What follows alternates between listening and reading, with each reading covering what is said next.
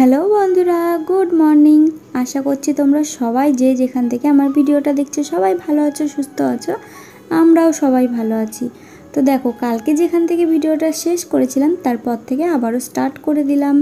এই দেখো, সকালবেলায় একযোগ্য থালা বাসন ছিল।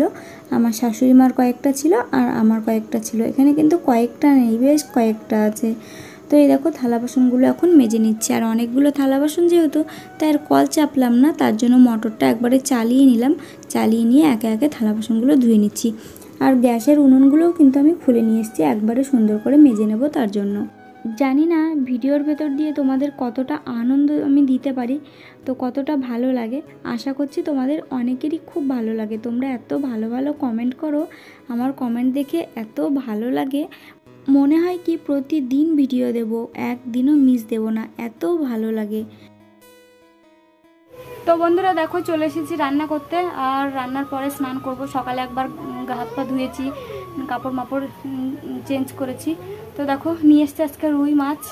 আর ওদিকে এক পাশে কড়াই বসিয়ে দিয়েছি আর এক পাশে ভাত ফুটে গেছে। তো চলো মাছটা তাড়াতাড়ি ভেজে নিই। আর বাবু ঘুমাচ্ছে। আর অরিত্রী দেখবা কী করছে। অরিত্রীর পড়া মুখস্থ হয়নি, আমার কাছে বসে পড়তে বসেছে। টাকা একটু অরিত্রীর পড়া মুখস্থ হয়নি আজকে। High high.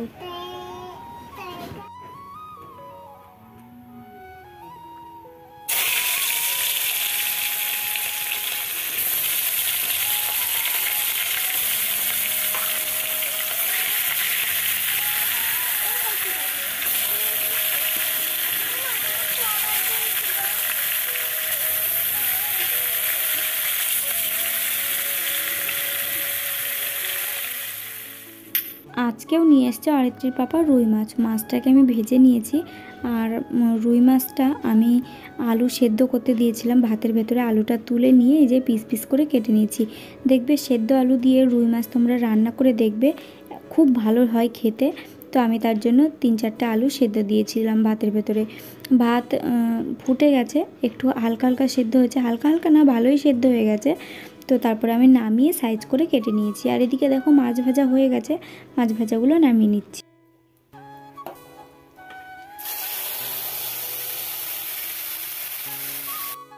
আর মাত্র কয়েকটা দিন, তারপরে যাব বাপের বাড়িতে। কি মজা! পুজোর মহালয়ের পরেই চলে যাব বাপের বাড়ি। এবার বাপের বাড়ি যাওয়ার সময় আমার যতগুলো ভালো ভালো শাড়ি আছে সব শাড়িগুলো নিয়ে যাব। বোন আমাকে সাজিয়ে দেবে। আর আমি সুন্দর সুন্দর শর্ট ভিডিও তোমাদের সাথে কিন্তু শেয়ার করব। শর্ট ভিডিও শেয়ার করব, আবার ব্লগও শেয়ার করব। কারণ শর্ট ভিডিও না দিলে পরে মানে ভিডিওতে না চ্যানেলে সাবস্ক্রাইব হচ্ছে না। কারণ অনেক দিন হয়ে গেল চ্যানেলটা, সাবস্ক্রাইব তো হতে হবে, না হলে সিলভার প্লে বাটনটা পাবো কী করে বলো। প্রত্যেকটা ইউটিউবারের কিন্তু স্বপ্ন থাকে, ছোট বড় প্রত্যেকটা ইউটিউবারের স্বপ্ন থাকে যে ওই জিনিসটা পেতেই হবে, তাই না? আর ওই জিনিসটা পেলে আমি যে কি খুশি হব তোমরা মানে ধারণা করতে পারবে না যে আমি কি করব আনন্দে। তো এদিকে দেখো, মাছটা এইভাবে রান্না করছি। প্রথমে তেলের ভেতরে জিরে আর তেজপাতা দিয়ে দিয়েছি। আমি প্রত্যেকটা তরকারিতে তেজপাতা দিই। তেজপাতার একটা দারুণ সুন্দর সেন্ট আছে, তো এই সেন্টটা বেশ আমার ভালো লাগে। তারপরে আদা বাটা জিরে বাটাটা দিয়ে তারপর টমেটো দিয়ে ভালো করে কষিয়ে নিলাম। কষিয়ে নিয়ে একটু জল দিয়ে দিয়েছি। টমেটোটা আরেকটু আগে দিলে ভালো। তো বন্ধুরা দেখো, অরিত্রীর জন্য এখানে মাছ ভাজা দিয়ে ভাত বেড়ে নিয়েছি। তো ও এখন স্নান করলো, স্নান করে উঠে বলছে মা খিদে লেগে গেছে। তো অরিত্রীকে এই ভাতটা চলো দিয়ে আসি। নে, মাছ বাছি দিতে হবে। হ্যাঁ, পেটির মাছ তো বেশি একটা কাটা নেই। আমার রান্না বান্না দেখে কার কার ভালো লাগে সেটাও জানাবে, ঠিক আছে? আগে আমার রান্না কেউ খেতেই পারতো না, আর এখন আমার রান্না নাকি খুব ভালো হয়।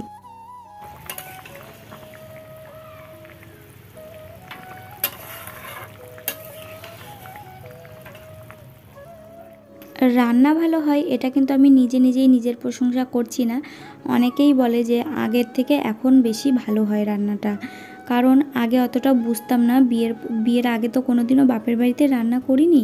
তো জানি না কিভাবে ভাতের ফ্যান গালতে হয়, জানি না কিভাবে মাছ ভাজতে হয়। আগে যদি শখ করে মাছ ভাজতে যেতাম, মাছগুলো ভেঙে ছুঁড়ে একদম যাচ্ছে তাই হয়ে যেত, ঠিক আছে? তো মা খুব বকা দিত। তো এখন আস্তে আস্তে সব কিছু শিখে গেছি। সময়ের সাথে সাথে সব কিছুই কিন্তু মানুষের পরিবর্তন হয়, সব কিছু মানুষ শিখে যায়, মানুষ সব কিছুতে শিক্ষা পায় সময়ের সাথে সাথে, শুধু সময়টার অপেক্ষা থাকে। অপেক্ষা করো, জীবনে সব কিছু পাবে। দেখেছো বন্ধুরা, আমার সোনা বাবা কাত হতে শিখে গেছে। দেখো দোলনাটাকে কিভাবে ছিঁড়েছে হাত দিয়ে দিয়ে। বাবা তাকাও দেখি, কই, আরে বাবা এই দেখো কাত হয়ে গিয়েছে, দেখেছো? এখন ছিঁড়ে গেছে, ছিঁড়া দিয়ে পড়ে যাওয়ার ভয়। বাবা আছে না বাবা? আমি বাবুকে শুইয়ে দুধ গুলাতে গেছিলাম, খাওয়াবো, দেখো কি করছে, কাত হয়ে গেছে। এই দেখো কাত হয়ে গেছে, দেখছো? আমার সোনা বাবা এখন কাত হওয়া শিখে গেছে, আর কদিন পরে উপর হয়ে যাবে, দেখো। তারপরে হামাগুড়ি শিখবে। বাবা কি করছে? সোজা হও, সোজা হও, সোজা হও, এদিকে সোজা হও, সোজা হও, এদিকে এদিকে সোজা হও। আরে বাবা, এই দেখো আমার সোনা বাবা ঘুম থেকে উঠে পড়েছে, আর আমার খাওয়া হয়ে গেছে, ভাত খেয়ে নিয়েছি বাবু যখন ঘুমাচ্ছিল তখন। তো এখন চলো বাবুকে খাইয়ে দেবো। বুঝছো না বাবা, আমার সোনা বাবা জানো ও কাত হওয়া শিখে গেছে। ছি, মুখ দেখিয়ে বেড়াচ্ছে, তাই রে। ছি ছি ছি ছি, দুধ। সোনা মা দেখো ঘুম থেকে উঠে কি করছে, পড়তে যাবে না জন্য চোখ মুখ ঢেকে বসে আছে। তাকা এদিকে, তাকা, ওইদিকে মুখটা দেখা। টুকি, ক্যামেরা চালু করিনি, দেখ তাকা, ক্যামেরা নেই, তাকাবি তো? ক্যামেরা নেই, আবার বেশি বেশি করছে। চল তাদের, চলো তাদের, চলো। পড়তে না গেলে হয়? কালকে রবিবার ছুটি ছিল।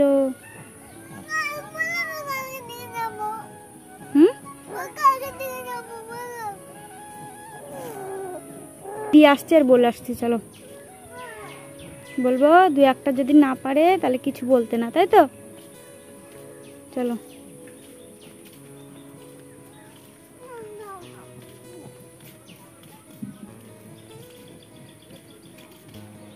আবির ওরকম করে, কান্না করে আবির, তাহলে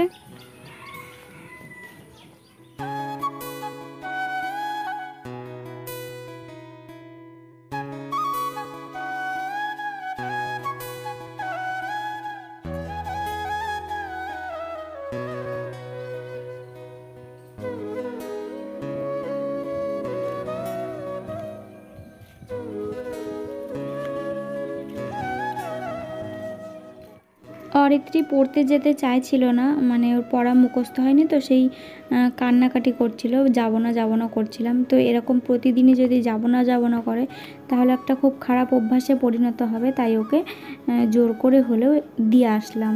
আমি বললাম যে চ আমি গিয়ে দিয়ে আসছি, তারপরে গিয়ে দিয়ে এসেছিলাম, তারপরে ও গেল পড়তে।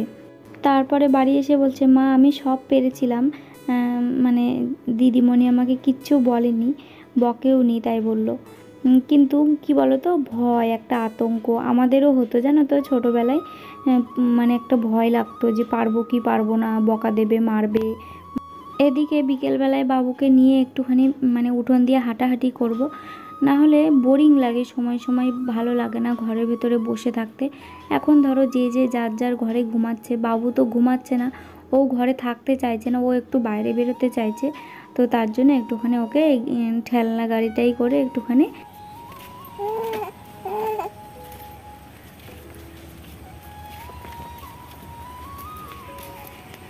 বাবুকে ঠেলনা গাড়িতে করে ঘোরালে ও খুব আনন্দ পায় এখন, জানো তো।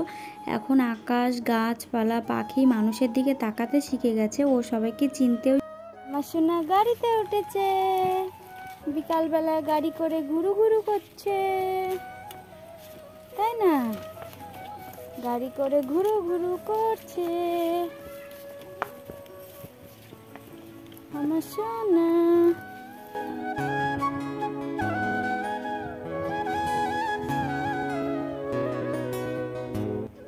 এদিকে দেখো এবারে নারকেল গাছগুলোতে বেশি একটা নারকেল নেই, এই 2 ঝোপাতে যা নারকেল আছে, মনে হয় খুব জোর 5, 7, 8টা নারকেল আছে, এইবার লক্ষ্মী পুজো কীভাবে যে কাটাবো, লক্ষ্মী পুজোয়, দুর্গা পুজোয়, লক্ষ্মী পুজোয় তো নাড়ু বাঁধতে হয়, আবার দুর্গা পুজোয় লাগে, তো জানি না এই কটা নারকেল দিয়ে কিভাবে কাটাবো।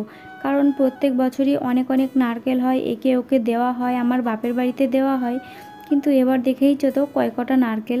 তারপর আবার পুজোর জন্য এ ও চাই, তো তাদের কিন্তু প্রত্যেক বছরই দেওয়া হয়, কিন্তু এবার আর হয়তো দেওয়া হবে না, কারণ বাড়িতে আমাদের প্রত্যেক বছর লক্ষ্মী পুজো করা হয়, অনেক অনেক করে নাড়ু বাঁধা হয়। নাড়ু না বাঁধলে পরে লক্ষ্মী পুজো তো হবেই না। লক্ষ্মী পুজোতে নাড়ু, মোয়া, খই, মুড়কি এগুলো তো মেন, তোমরা সবাই জানো।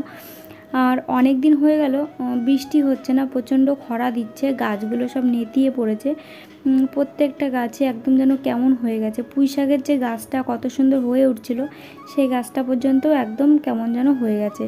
তাই গাছগুলোতে একটু করে জল দিয়ে নিচ্ছি বিকেলবেলাটায়, জল দিলে পরে গাছগুলো হয়তো একটু ভালো থাকবে। এদিকে দেখো বিকেলবেলায় বাবুকে কোলে নিয়ে বেরিয়েছি মুরগির ডিম খুঁজবার জন্য। আগের দিনও ডিম খুঁজতে পাড়ায় বেরিয়েছিলাম, কিন্তু পাইনি। মুরগিকে একটা মুরগি তাওয়ায় বসিয়েছি, আর একটা মুরগিরও মানে তাওয়া এসছে, ভাবলাম বসাবো, কিন্তু ডিমের অভাবে ওই মুরগিটাকে আর তাওয়ায় বসাতেই পারছি না। কারণ যখন ডিম পাওয়া যায় তখন তো পাওয়াই যায়, আর যখন পাওয়া যায় না তখন পাওয়াই যায় না, তখন হাজার খুঁজলেও পাওয়া যায় না। তো কী করব দেখো, ডিম না পেয়ে আবারও এই যে চলে আসতে হলো বাড়িতে।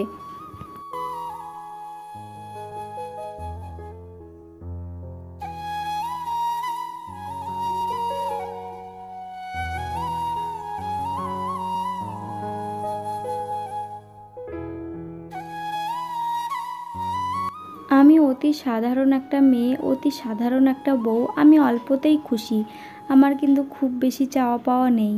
তো দেখো অরিত্রীকে স্কুলে দিতে গেছিলাম, দিয়ে টিয়ে এই যে বাড়ি আসলাম। এটা কিন্তু পরের দিন সকালবেলা, ঠিক আছে, দুদিনের ব্লগ একটু একটু করে শেয়ার করি তোমাদের সাথে। তো স্কুলের থেকে বাড়ি দিয়ে আসছিলাম, তারপরে যে একটা দিদি আমাদের বাড়ির কাছে, দিদিটা বেগুন গাছের ভেতরে হয়তো বেগুন সবজি টবজি তুলছিল। আমি আবার একটুখানি গেলাম যে দিদি কী করছো, তাই দিদি আবার দেখছি বেগুন তুলছিল। বেশি একটা বেগুন ছিল না, দুটোই বড় বড় বেগুন ছিল, দিদি একটা নিল আর আমাকে একটা দিয়েছিল।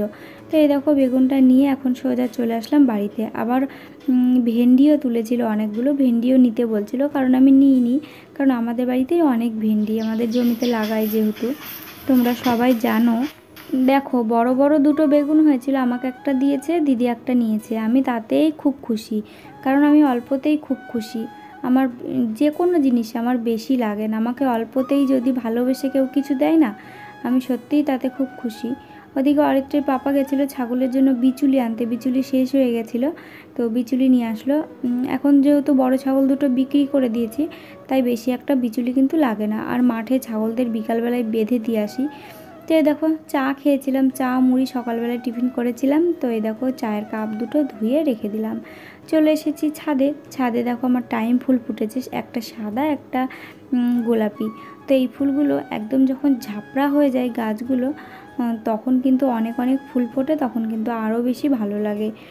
আর এদিকে আমার এই যে লক্ষ্মী জবা ফুল গাছে একটা জবা ফুল ফুটেছে, আর লঙ্কা গাছগুলো না কি সুন্দর হয়ে উঠছে, দেখো ঘট ঘট হয়ে উঠছে। মানে ভাবছি এই গাছগুলোর গোড়াগুলো একটু একটু করে খুঁড়ে দেবো, খুঁড়ে গোবর সার দিয়ে দেবো।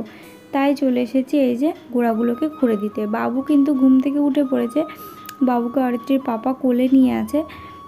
আর চলো আজকের ভিডিওটা না এখানেই শেষ করলাম। আমার ভিডিওটা যদি ভালো লেগে থাকে অবশ্যই লাইক কমেন্ট করো। আর একজন আমাকে বারবার বলছো আমার নামটা নিও, নামটা নিও। ওর হচ্ছে মানে চ্যানেলের নাম লেখা আছে শুভঙ্কর, ঠিক আছে, কিন্তু লোগোটা মেয়ে মানুষের ছবি দেওয়া আছে। কি করে জানবো তোমার নামটা, অবশ্যই জানাবে।